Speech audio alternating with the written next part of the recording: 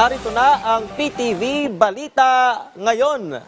Hinikayat ni Pangulong Ferdinand R. Marcos Jr. ang publiko na suportahan at tangkilikin ang mga pelikula sa 50th Metro Manila Film Festival o MMFF.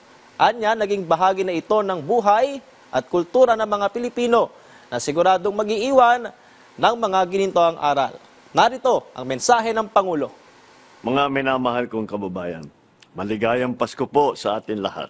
Ang panahon ng Kapaskuhan ay panahon upang lalong magsama-sama at magmahalan ang bawat pamilya at ang bawat isa sa atin. Ngayong Kapaskuhan, bibidang muli ang mga kwento ng ating lahi dahil ito sa espesyal na selebrasyon na ika-50 taon ng Metro Manila Film Festival na bahagi na ng ating buhay at kultura bilang Pilipino. Ang mga magagandang pelikulang kalahok ngayon, ang Golden Year ng MMFF, ay siguradong magbibigay ng gintong saya at mag-iiwan ng mga ginintuang aral. Tangkilikin po natin ang kwentong Pilipino.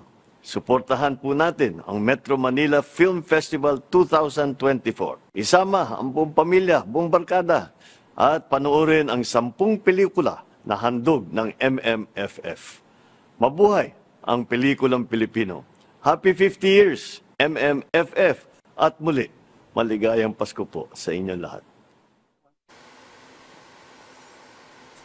Yan po ang pahayag ng Pangulo hinggil sa MMFF. Sa iba pang balita, sa lagay ng ating panahon, bagyang humina ang epekto ng hanging amihan. Gayunman, apektado nito ang silangang bahagi ng Northern Luzon.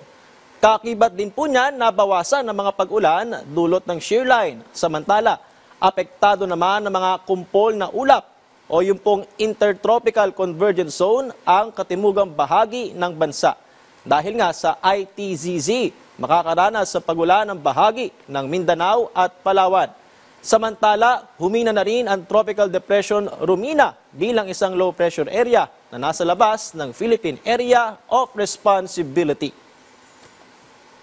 Yan ang mga balita sa oras na ito. Para sa iba pang updates, i-follow at i-like kami sa aming social media platform sa @PTVPH. Ako si Patrick De Jesus para sa Pambansang TV sa Bagong Pilipinas.